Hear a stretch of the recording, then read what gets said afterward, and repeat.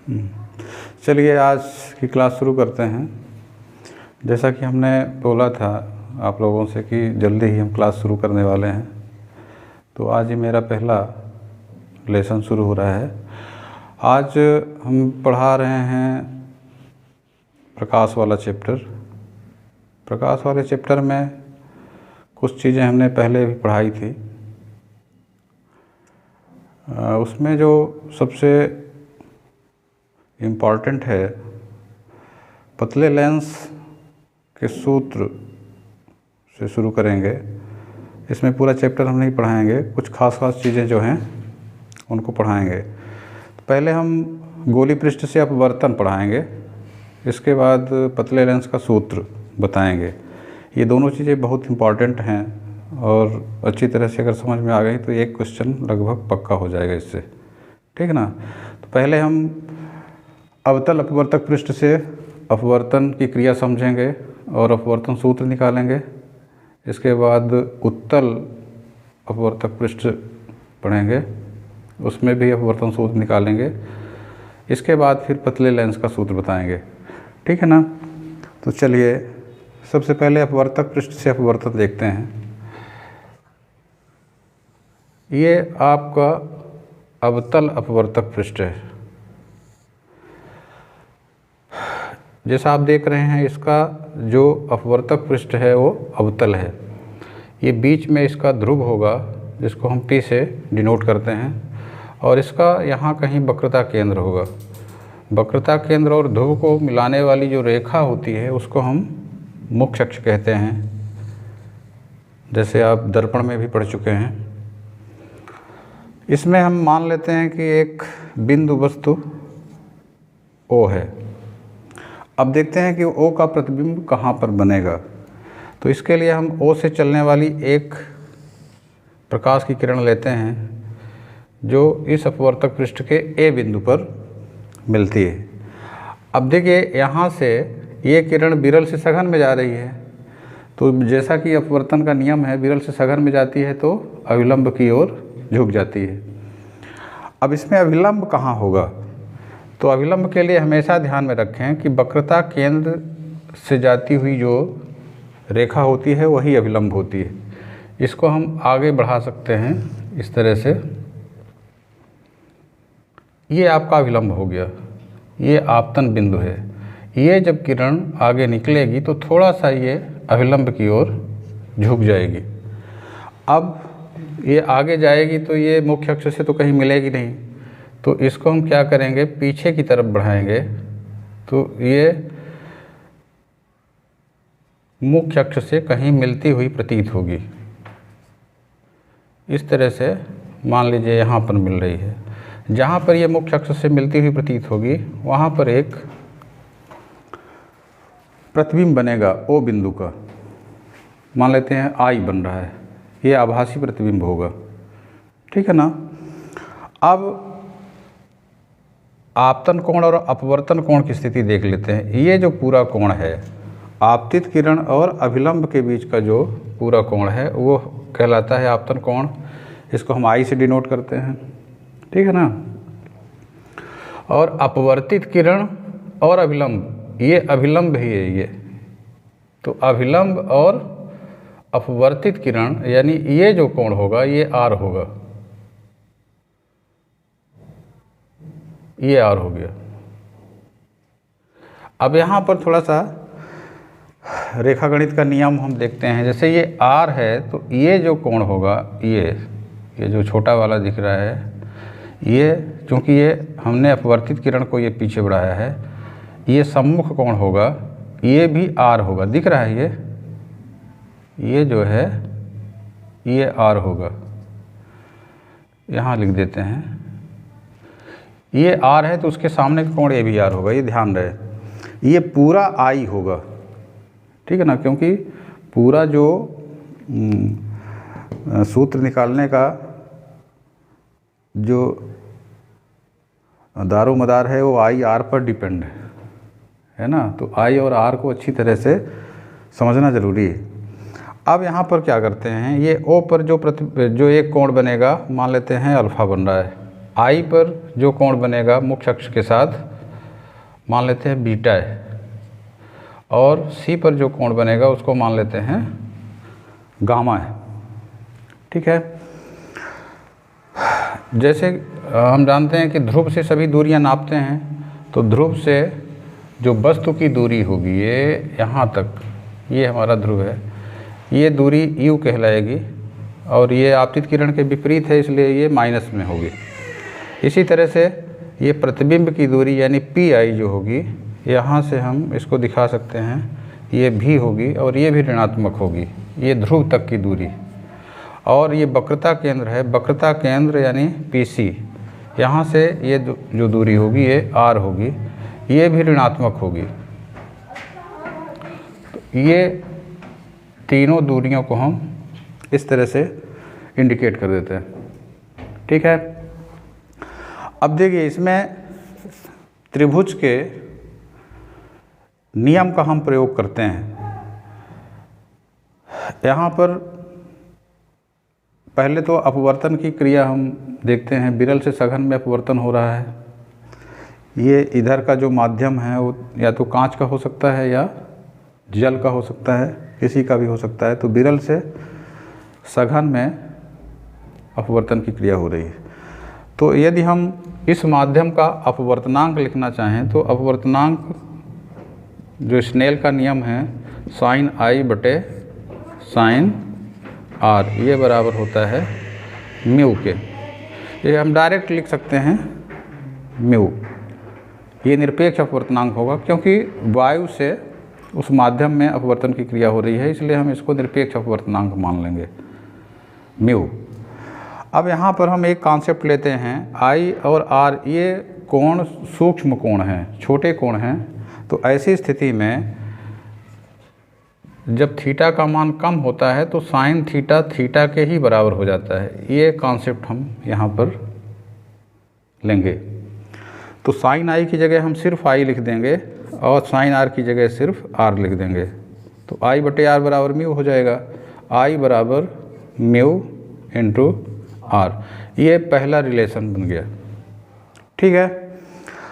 अब हम आई और आर का मान निकालेंगे, और इसके लिए जैसे हमने कहा कि त्रिभुज के नियम का प्रयोग करेंगे। तो इसमें सबसे पहले हम त्रिभुज ओ सी ए या ओ ए सी भी कह सकते हैं, त्रिभुज ओ ए सी में हम ये जानते हैं कि बहिष्य कोण दूरस्थ अंतः कोणों के योग के बराबर होता है। तो त्रिभुज ओ ए सी में ये अल्फा और आई ये पूरा ये अंतः कोण है और ये गामा बहिष्य कोण है।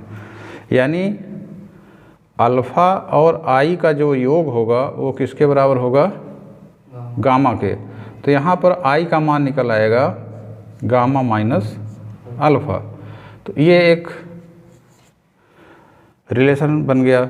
इसी तरह से हम त्रिभुज ओ ए आई, इसमें अगर हम देखें ओ ए आई, तो इसमें ये बीटा बहिष्य कोण बन रहा है, सॉरी ए आई सी।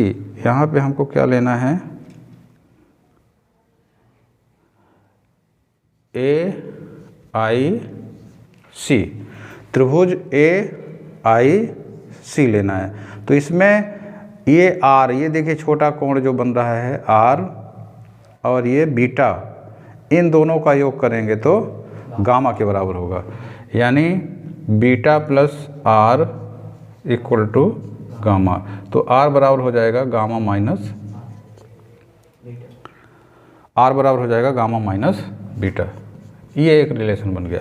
तो इस तरह से समीकरण 2 और 3 में आई और आर का मान हमें प्राप्त हो गया है। अब आई और आर का ये मान हम समीकरण 1 में रख देंगे। तो आई बटे आई बराबर म्यू आर ये है। आई की जगह हम लिख देंगे गामा माइनस अल्फ़ा और आर की जगह लिख देंगे गामा माइनस बीटा। यहाँ तक ठीक है, समझ में आ गया ना?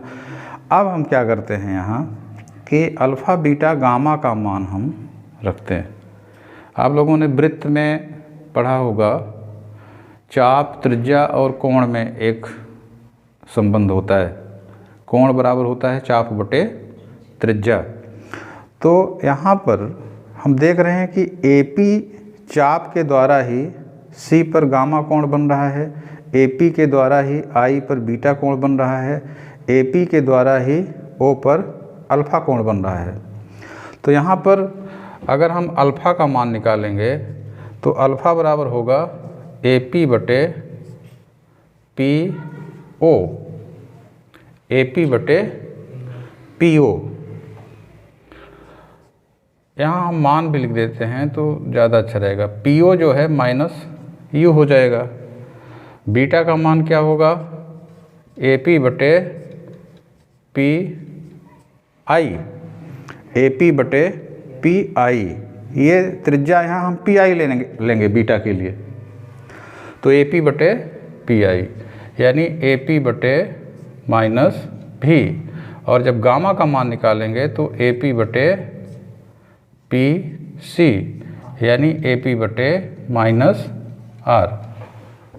ठीक है, इस तरह तीनों का मान हम निकाल के लिख लेते हैं और ये तीनों मान हम यहाँ रख देते हैं। तो इस तरह से आपका हो जाएगा AP बटे माइनस R बराबर माइनस AP बटे माइनस U बराबर म्यू इंटू AP बटे माइनस R माइनस AP बटे माइनस V। क्लियर है ना? यहाँ हम गामा अल्फ़ा का मान रखे लेफ्ट साइड में, राइट साइड में म्यू इंटू ये गामा का मान हो गया, ये बीटा का मान। अब इसमें AP कॉमन है, लेफ्ट में AP अगर हम कॉमन ले लें तो बचेगा क्या?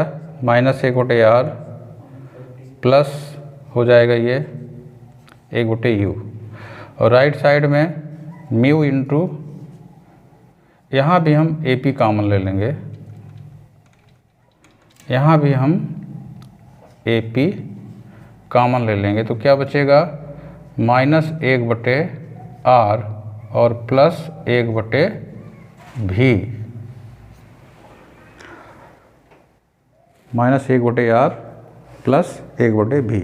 अब ये AP दोनों पक्ष से कट जाएगा तो लेफ्ट साइड में बचेगा माइनस 1/r प्लस 1/u बराबर, ये म्यू यहाँ पर बचा हुआ है तो म्यू का गुणा हो जाएगा तो माइनस म्यू/r और प्लस म्यू/v। अब इसमें जो अपवर्तन सूत्र होता है उसमें u भी एक साइड में रहता है और r दूसरे साइड में रहता है। तो यहाँ पर हम क्या करते हैं, पहले हम ये म्यू/r को इधर लाते हैं तो ये प्लस में हो जाएगा म्यू/r और ये माइनस 1/r पहले से है और म्यू/v इसको हम उधर ले जाएंगे तो माइनस 1/u, या इसको हम लिख सकते हैं म्यू माइनस 1/r, r लघुत्तम हो गया, म्यू/v माइनस 1/u। या इस पूरे समीकरण को हम पलट देते हैं तो म्यू/v माइनस 1/u बराबर म्यू माइनस 1/r। इस तरह से ये आपका अवतल पृष्ठ से अपवर्तन का सूत्र हो गया। इसको हम अपवर्तन सूत्र कहते हैं। आ गई बात समझ में? इसी तरह से हम गोली उत्तल अपवर्तक पृष्ठ के लिए भी हम सूत्र निकाल सकते हैं। तो अब उसके लिए चित्र थोड़ा सा अलग बनेगा, उसको भी देख लेते हैं तो और क्लियर हो जाएगा।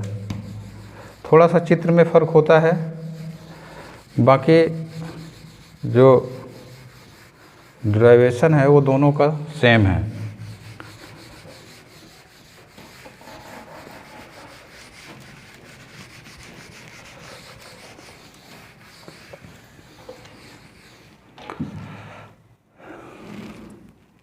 तो अब देखते हैं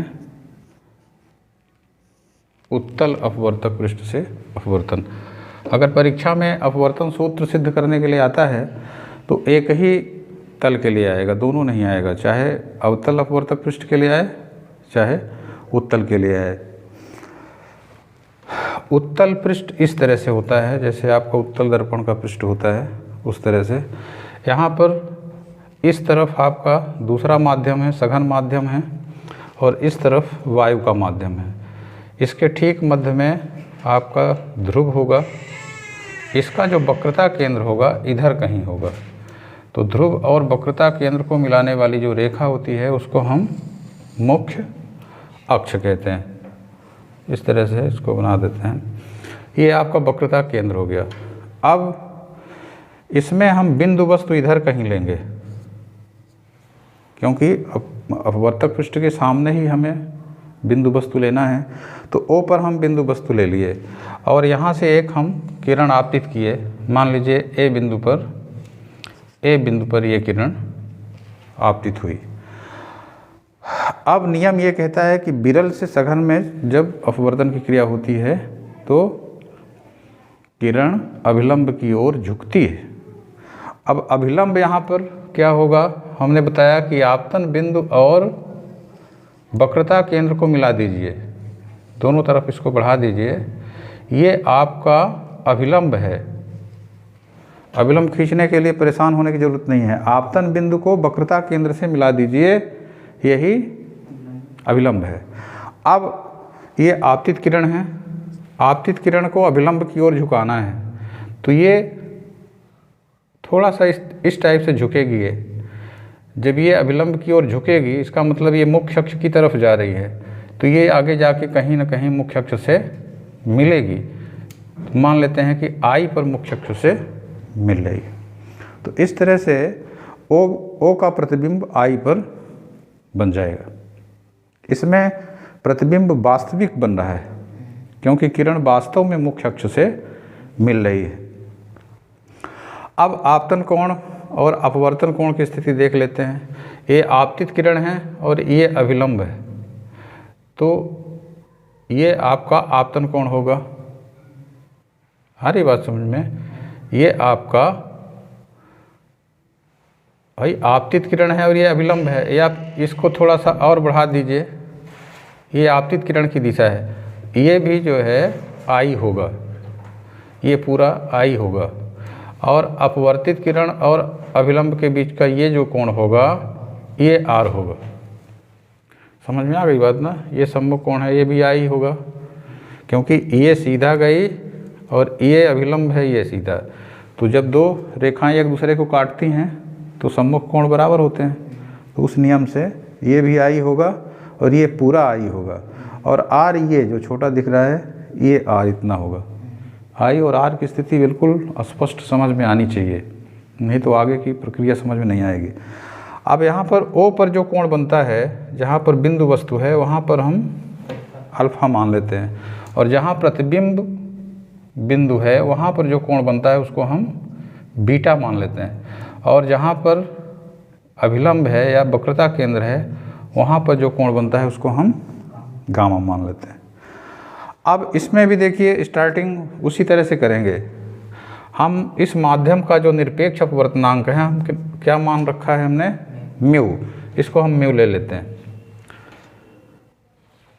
तो नियम कहता है अपवर्तन का कि साइन I बटे साइन R बराबर होता है म्यू के। अब चूंकि कोण छोटा है तो साइन थीटा को हम सीधे थीटा के बराबर ले लेंगे, यानी I बटे R बराबर हो जाएगा म्यू के। तो I बराबर हो गया म्यू R के। ये जैसे उसमें अवतल वाले में जो समीकरण प्राप्त हुआ था वही इसमें भी मिल रहा है। अब हमको क्या करना है, I और R का मान निकालना है। तो यहाँ देखिए त्रिभुज की स्थिति बदल गई। पिछले केस में त्रिभुज इस तरफ बने थे दोनों, इसमें जो है उस तरफ बन रहे हैं। अब देखिए यहाँ पर OAC त्रिभुज दिख रहा है। त्रिभुज OAC में अगर हम देखें तो इसमें त्रिभुज की ये जो भुजा है, ये AC वाली, ये इधर बढ़ाई गई है। तो ये आई बहिष्ठ कोण बनेगा, आई बहिष्ठ कोण बनेगा, और अल्फ़ा और गामा ये दोनों अंतः कोण बनेंगे। तो यहाँ पर आई का मान होगा गामा प्लस अल्फ़ा, ऐसा लिख देते हैं। आई बराबर होगा गामा प्लस अल्फ़ा, या अल्फ़ा प्लस गामा कोई लिख देता है तो उससे कोई फ़र्क नहीं पड़ता। इसी तरह से जब हम त्रिभुज ए सी आई में देखें, ए सी आई में, तो इसमें देखिए त्रिभुज ए सी आई में ये भुजा इधर बढ़ी हुई है, तो ये जो गामा है ये बहिष्ठ कोण होगा, आर और बीटा ये दोनों अंतः कोण होंगे। तो हम आर को लेफ्ट साइड में फंसाते हैं, आर प्लस बीटा इन दोनों का योग गामा के बराबर होगा। ये दोनों अंतः कोण हैं, दोनों अंतः कोणों का योग बहिष्ठ कोण के बराबर होगा, गामा के बराबर होगा। तो इसमें जब हम आर का मान निकालेंगे तो ये गामा माइनस बीटा आएगा, इसलिए इसको हम गामा प्लस अल्फ़ा लिखे हैं उसी क्रम में, ताकि एक रूपता बनी रहे। तो ये नंबर 2 हो गया, नंबर 3 हो गया, आई और आर का मान मिल गया। अब ये आई और आर का मान हम समीकरण 1 में रख देंगे। तो आई की जगह हो गया गामा प्लस अल्फ़ा, यहाँ हम लिख देंगे समीकरण 1 से गामा प्लस अल्फ़ा बराबर mu into gamma minus beta. अब जैसे हम पिछले केस में अल्फ़ा बीटा गामा का मान रखे थे, तो इसमें भी हम उसी तरह से निकालेंगे। यहाँ हम डायरेक्ट मान रख देते हैं। जैसे अल्फ़ा का मान जब हम निकालेंगे तो AP ये चाप मानेंगे और ये PO त्रिज्या मानेंगे, यानी अल्फ़ा का मान होगा AP बटे PO, बीटा का मान होगा AP बटे PI और गामा का मान होगा AP बटे PC। समझ में आ रहा है ना? तो गामा की जगह क्या आएगा, AP बटे PC, अल्फ़ा की जगह आएगा AP बटे PO बराबर म्यू इंटू गामा की जगह फिर आएगा AP बटे PC माइनस यहाँ आएगा AP बटे PI। बहुत सिंपल है ये, चाप बटे त्रिज्या। त्रिज्या हम उसको मानेंगे जहाँ पर कोण बन रहा है, उस बिंदु की दूरी है ना। जैसे अल्फ़ा के लिए हम त्रिज्या PO मानेंगे और गामा के लिए PC माने और बीटा के लिए PI मानेंगे। तो ये थोड़ा सा ध्यान रखना है। अब इसमें देखिए AP कॉमन लेंगे हम, लेफ्ट साइड में AP कॉमन लेंगे तो बचेगा क्या, 1 बटे PC। अब यहाँ ये देखिए PC यहाँ पर ये जो R है ये दूरी पॉजिटिव होगी, ठीक है, और P से I तक की जो दूरी है ये जो दूरी होगी V, ये भी पॉजिटिव होगी। इसमें देखिए R और V दोनों पॉजिटिव है, और ये जो दूरी है U ये ऋणात्मक होगी। तो ये ध्यान रखना है। तो यहाँ पर क्या आया है, AP तो कॉमन हो गया, PC यानी ये प्लस R होगा, ठीक है, और प्लस AP निकल गया, PO आया है, PO की जगह माइनस U, तो ये हो गया AP इंटू 1 बटे R धन 1 बटे माइनस U, और इधर म्यू इंटू AP इसमें भी बाहर कर लीजिए, AP बाहर हो गया तो बचेगा 1 बटे PC यानी R प्लस R और माइनस 1 बटे PI यानी V प्लस है, यहाँ पर प्लस माइनस का जरूर ध्यान रखेंगे, नहीं तो दिक्कत हो जाएगी। अब इसमें AP को निरस्त कर दें, AP कट गया तो बचा 1 बटे R माइनस 1 बटे U बराबर म्यू का गुणा हो जाएगा, तो म्यू बटे R माइनस म्यू बटे V। अब म्यू बटे V को इधर लाना है और 1 बटे R को उधर ले जाना है, तो म्यू बटे V माइनस 1 बटे U बराबर म्यू बटे R माइनस 1 बटे R, या म्यू बटे V माइनस 1 बटे U बराबर, इसमें R लघुत्तम हो जाएगा तो ये μ-1। ये आपका वही सूत्र निकल रहा है जो अवतल अपवर्तक पृष्ठ में निकला था। मतलब अवतल अपवर्तक पृष्ठ और उत्तल अपवर्तक पृष्ठ के लिए एक ही अपवर्तन सूत्र काम करता है, अलग अलग नहीं। तो परीक्षा में आएगा तो एक ही आएगा, कभी कभी यही आ जाता है, ठीक है ना। तो ये क्लियर हो गया। एक दो बार देखेंगे इसको वीडियो को तो अच्छी तरह से क्लियर हो जाएगा। अब इसी से रिलेटेड है पतले लेंस का अपवर्तन सूत्र, तो उसको भी बता देते हैं।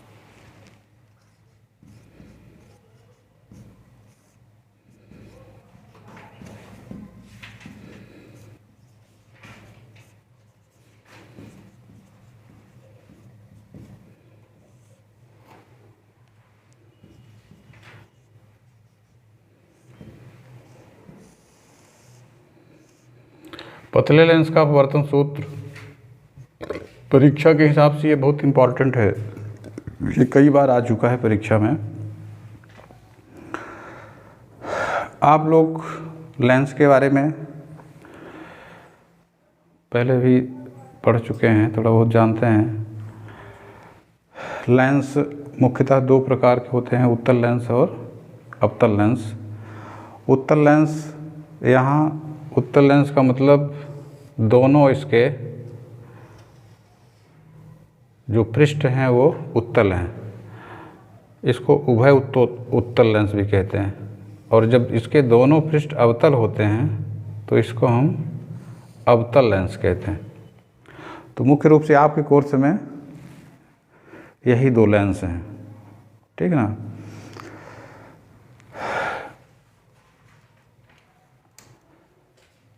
इसमें लेंस का जो मुख्य अक्ष होता है, इसका जो वक्रता केंद्र होगा इधर कहीं होगा, इसको C1 मानेंगे। इसका जो द्वितीय जो गोलीय पृष्ठ है उसका वक्रता केंद्र इधर कहीं होगा, इसको हम C2 मानते हैं। और इन दोनों को मिलाने वाली जो रेखा होती है, C1 और C2 को मिलाने वाली जो रेखा होती है, इसको हम लेंस का मुख्य अक्ष कहते हैं। इसी तरह से इसमें अगर हम देखें तो इसका प्रथम गोलीय पृष्ठ ये है अवतल, इसका जो वक्रता केंद्र होगा इधर कहीं होगा, C1 इसका इधर कहीं होगा। और दूसरा ये है इसका गोलीय पृष्ठ, इसका C2 इधर कहीं होगा। तो इस तरह से C1 और C2 को मिलाने वाली जो रेखा होगी ये इसका मुख्य अक्ष होगा। तो एक बात तो ये क्लियर हो गई कि दो अपवर्तक पृष्ठों से लेंस का निर्माण होता है। लेंस की परिभाषा में ही बताया जाता है कि दो गोलीय पृष्ठों से घिरे पारदर्शी माध्यम को लेंस कहते हैं। जब दोनों गोलीय पृष्ठ उत्तल होते हैं तो उत्तल लेंस, और दोनों जब इस टाइप से अवतल होते हैं तो अवतल लेंस, ठीक है। अब देखिए इसका अपवर्तन सूत्र कैसे निकलता है। अभी हम जो अवतल गोलीय पृष्ठ से अपवर्तन का सूत्र निकाले हैं उसी की सहायता से हम लेंस का अपवर्तन सूत्र निकालेंगे। इसमें देखिए मान लीजिए कि उत्तल लेंस में हम देखते हैं O बिंदु पर कोई बिंदु वस्तु रखी हुई है। ध्यान से समझिएगा इसको। मान लीजिए कि एक आपतित किरण O से चलकर लेंस से टकराई। अब यहाँ क्या होगा, ये विरल माध्यम से सघन माध्यम में किरण प्रवेश कर रही है, तो नियम के हिसाब से ये अभिलंब की ओर झुकेगी। इसका जो अभिलंब होगा वो इधर कहीं होगा। इसका मतलब ये थोड़ा सा ये किरण इस टाइप से झुक जाएगी। अब देखिए ये बीच में यहाँ इतनी दूरी तक वो सीधा जाएगी, लेकिन जैसे यहाँ पर पहुँची तो यहाँ पर ये दूसरा पृष्ठ मिल गया जहाँ से फिर से माध्यम चेंज हो रहा है। अब यहाँ ये कल्पना करना है कि अगर ये माध्यम ना होता, ये जो पृष्ठ है ना होता, यानी माध्यम चेंज ना होता, तो ये किरण सीधे जाती, ये किरण सीधे जाती और यहाँ कहीं ये मिलती मुख्य अक्ष से और वहाँ प्रतिबिंब बनाती ओ का। लेकिन ये आ गया, ये पृष्ठ आ गया, ठीक है, दूसरा पृष्ठ आ गया, या हम इसको ऐसा भी मान सकते हैं, ये ए बी पृष्ठ हो गया और ये सी डी पृष्ठ हो गया, ठीक है। अब देखिए जब यहाँ से किरण निकलेगी तो वास्तव में किस दिशा में जाएगी, सघन से विरल में जा रही है तो अभिलंब से दूर जाएगी। इसका जो अभिलंब है किधर होगा, इसका अभिलंब इधर है, क्योंकि वक्रता केंद्र इधर न है। ये कल्पना करना मन में, ये जो है अभिलंब की स्थिति ये होगी ऐसे, तो अभिलंब से दूर जाने का मतलब और झुक जाएगी, और झुक जाएगी, ये मतलब कुछ यूँ जाएगी, यानी अंतिम प्रतिबिंब यहाँ बनेगा। यहाँ पर एक प्रतिबिंब हम ये मानते हैं I1, I1 प्रतिबिंब हम मानते हैं AB पृष्ठ के द्वारा बना, और I प्रतिबिंब हम मानते हैं फाइनल दोनों अपवर्तक पृष्ठों के बाद बना। तो I जो प्रतिबिंब बनेगा उसको हम मानेंगे कि लेंस के द्वारा बना है। बात समझ में आ गई। इसी तरह से इसमें भी हम देख सकते हैं, इसको भी थोड़ा सा समझ लें, क्योंकि जो गणितीय भाग है दोनों का एक ही है, सिर्फ चित्र में फ़र्क है। इसमें मान लीजिए कि एक आपतित किरण यहाँ पर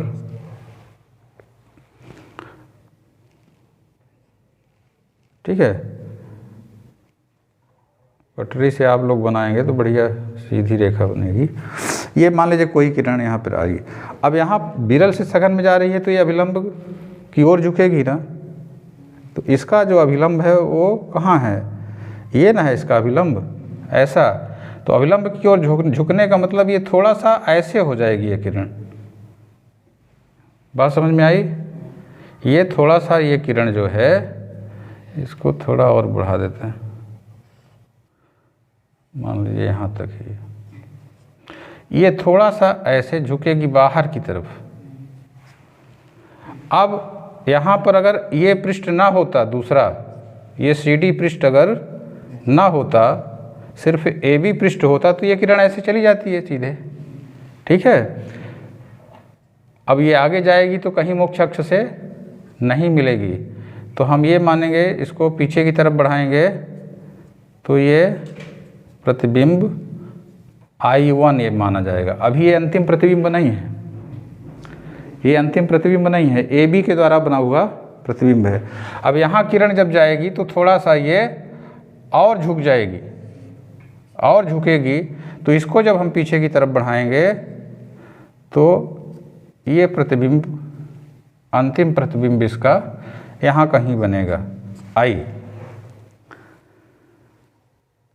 आ रही बात समझ में। यहाँ ये ध्यान देना है कि पहले प्रतिबिंब O का AB पृष्ठ के द्वारा I1 पर बना, ठीक है, और फिर अंतिम प्रतिबिंब I पर बना, तो यहाँ पर ये माना जाता है कि I1 का प्रतिबिंब I पर बना, मतलब प्रथम पृष्ठ के लिए O वस्तु है और I1 प्रतिबिंब है, और दूसरे पृष्ठ के लिए I1 वस्तु है, I प्रतिबिंब है। दूसरे पृष्ठ के लिए I1 वस्तु की तरह है और I प्रतिबिंब है। ये दिमाग में अच्छी तरह से बैठाना है। अब देखिए अपवर्तन सूत्र हम निकाल चुके हैं। अपवर्तन सूत्र क्या निकला था, म्यू बटे भी माइनस 1 बटे यू बराबर म्यू माइनस 1 बटे आर। ये अपवर्तन सूत्र है, इसी का हम प्रयोग करेंगे, ठीक है। अब हम पहले प्रयोग करेंगे AB पृष्ठ के लिए। ए बी पृष्ठ के लिए ए बी पृष्ठ की त्रिज्या मान लेते हैं R1 है। ए बी पृष्ठ की त्रिज्या यहाँ हम लिख देते हैं, जिसकी त्रिज्या R1 है। ठीक है, यहाँ पर वस्तु की दूरी हम मान लेंगे U, और यहाँ पर जो प्रतिबिंब की दूरी है क्या मानेंगे, प्रतिबिंब की दूरी I1 की जो दूरी होगी उसको हम मान लेते हैं थोड़ी देर के लिए V1 या V डैश। कुछ किताबों में V डैश माना है, कुछ किताबों में V1 माना है, उससे कोई फर्क नहीं पड़ता। ठीक है, मान लेते हैं V डैश। तो अब ये सूत्र क्या हो जाएगा, म्यू बटे V डैश माइनस 1/U बराबर म्यू माइनस 1/R1। ये बिल्कुल सिंपल है, इसमें कोई दिक्कत नहीं। प्रथम पृष्ठ के लिए हम क्या करेंगे, R की जगह R1 लिखेंगे, U की जगह U ही रखेंगे क्योंकि वस्तु की दूरी U ही है। प्रतिबिंब हम I1 को न मान रहे हैं AB के लिए, AB पृष्ठ के द्वारा प्रतिबिंब I1 पर बन रहा है। तो ये जो I1 की दूरी है यहाँ से, इसको हम मान रहे हैं V1 या V डैश। इसी तरह से यहाँ से I1 की दूरी हम मान रहे हैं V डैश। चाहे हम इस लाइन से मिलें चाहे इस लाइन से मिलें, I1 तो दोनों में आएगा। तो I1 की जो दूरी है उसको हम V डैश ले रहे हैं, इसलिए यहाँ हम सूत्र में जहाँ V आया है वहाँ पर क्या लिख देंगे, V डैश लिख देंगे। क्लियर है ना। अब देखिए दूसरे पृष्ठ CD के लिए, जब हम CD के लिए इस सूत्र का प्रयोग करेंगे, यहाँ पर हम त्रिज्या को क्या मानेंगे, मान लेते हैं कि दूसरे पृष्ठ की त्रिज्या R2 है। ये ज़रूरी नहीं है कि दोनों पृष्ठ की त्रिज्या बराबर हो। पहले पृष्ठ की त्रिज्या R1 हमने लिया, दूसरे पृष्ठ की त्रिज्या हम R2 ले लेते हैं। तो R की जगह हम R2 लिखेंगे। इसमें हम वस्तु क्या मानेंगे, I1 मानेंगे, वस्तु I1 मानेंगे, यानी U की जगह हमें क्या लिखना पड़ेगा, V डैश, U की जगह V डैश। और अंतिम प्रतिबिंब I पर जो बन रहा है, इसकी जो दूरी है, इसको हम यहाँ से यहाँ तक ये दूरी है, अंतिम दूरी हम ये V मानेंगे। मतलब जो हमारा फाइनल प्रतिबिंब है वो I पर न बन रहा है, तो उसको हम V मानेंगे। आगे बात समझ में। दूसरी इसमें महत्वपूर्ण चीज़ है, देखिए जब प्रथम पृष्ठ से अपवर्तन हुआ था तो प्रकाश की किरण वायु के माध्यम से कांच के माध्यम में गई थी। लेंस थोड़ी देर के लिए कांच का है, तो वायु से कांच में गई थी। तो यहाँ पर अपवर्तन की क्रिया सही डायरेक्शन में है, वायु से कांच में। तो यहाँ जो म्यू आया है वो निरपेक्ष अपवर्तनांक के लिए आया है, इसलिए यहाँ म्यू सही है। लेकिन जब हम CD पृष्ठ के लिए लिखेंगे म्यू का मान, तो यहाँ देखिए ये कांच से वायु में किरण जाएगी, यानी वायु का कांच के सापेक्ष अपवर्तनांक वहाँ पर लिखना पड़ेगा। ये बहुत ज़रूरी है ध्यान देना। कांच से वायु में अपवर्तन की क्रिया हो रही है, तब ना अंतिम प्रतिबिंब I पर बन रहा है। तो यहाँ पर हम क्या करेंगे कि यदि वायु के सापेक्ष कांच का अपवर्तनांक म्यू है, तो वायु का कांच के सापेक्ष अपवर्तनांक क्या होगा, 1/म्यू होगा। यानी म्यू की जगह हमें क्या लिखना पड़ेगा, अब 1/म्यू लिखना पड़ेगा, तब ये सूत्र सही होगा। तो देखिए यहाँ हो जाएगा 1/म्यू बटे V की जगह हम V ही लिखेंगे, माइनस 1/U की जगह क्या लिखना पड़ेगा, V डैश बराबर, यहाँ भी हमें म्यू की जगह क्या लिखना पड़ेगा, 1/म्यू माइनस 1/R की जगह R2। यही चीज़ नहीं समझ में आती बच्चों के। यहाँ हम जहाँ म्यू आया था सूत्र में, वहाँ पर हमने क्या लिख दिया है, 1/ म्यू, 1/म्यू। ऐसा क्यों लिखा है?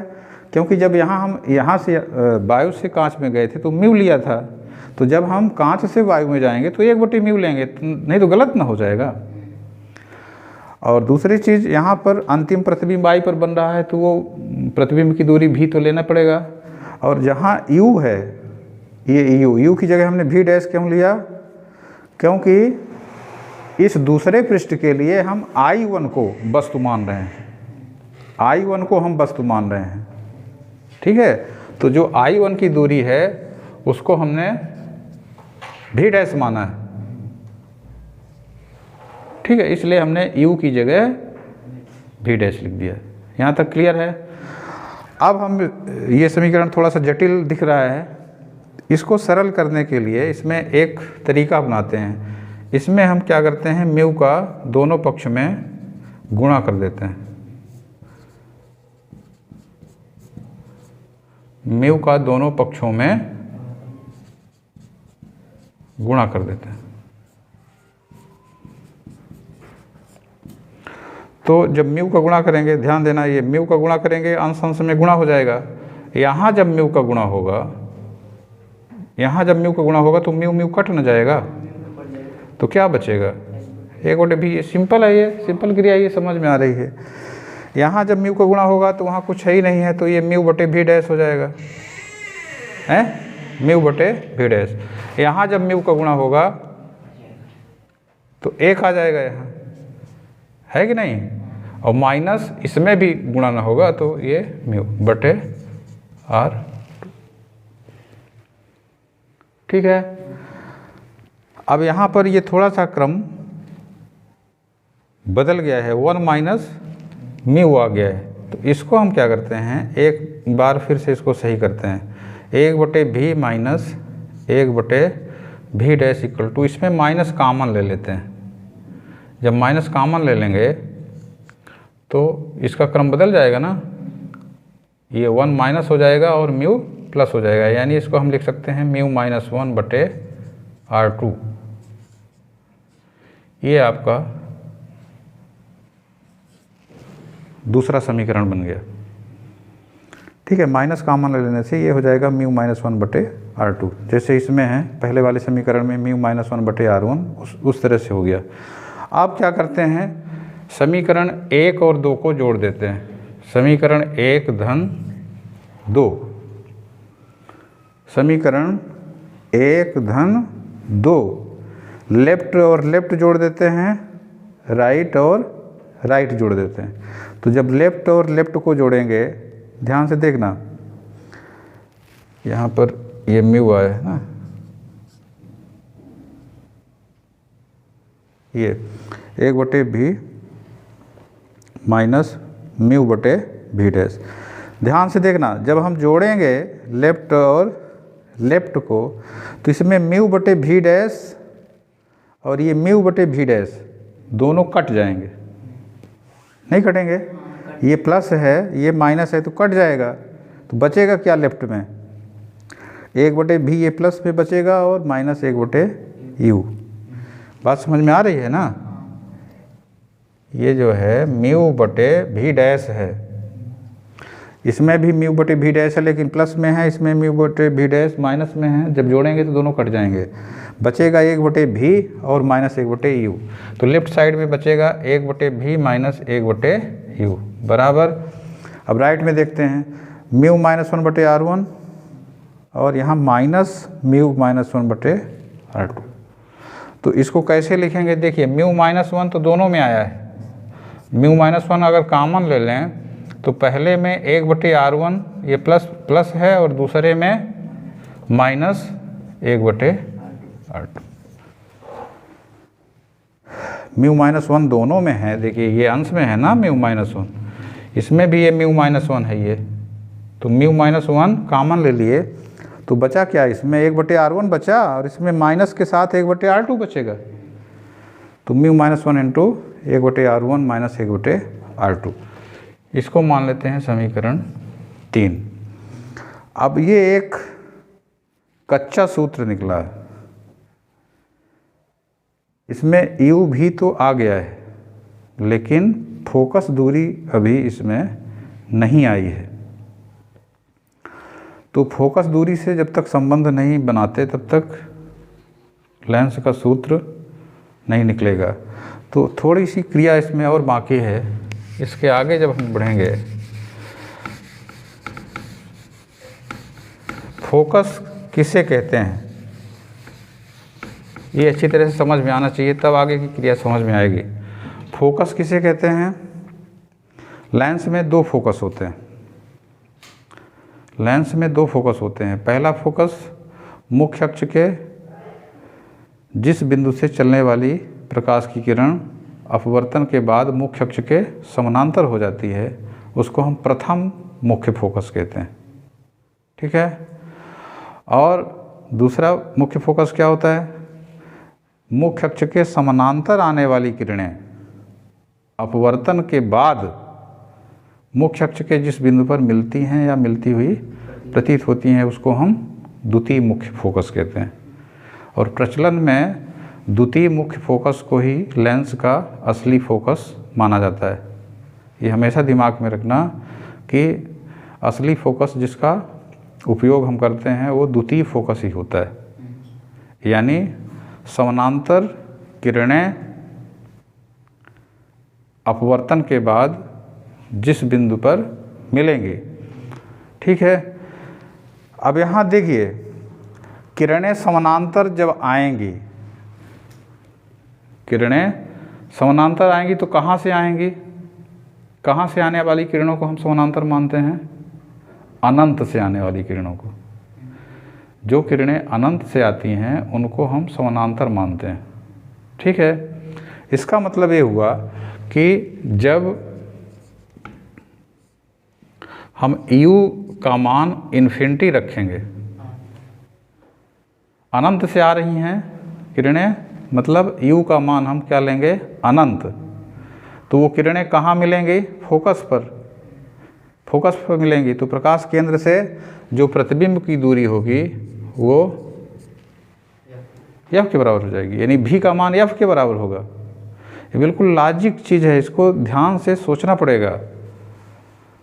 फोकस बिंदु कहाँ पे बनेगा? जब समानांतर किरण आएगी और जहाँ पर मिलेगी मुख्य अक्ष से वो फोकस न होगा।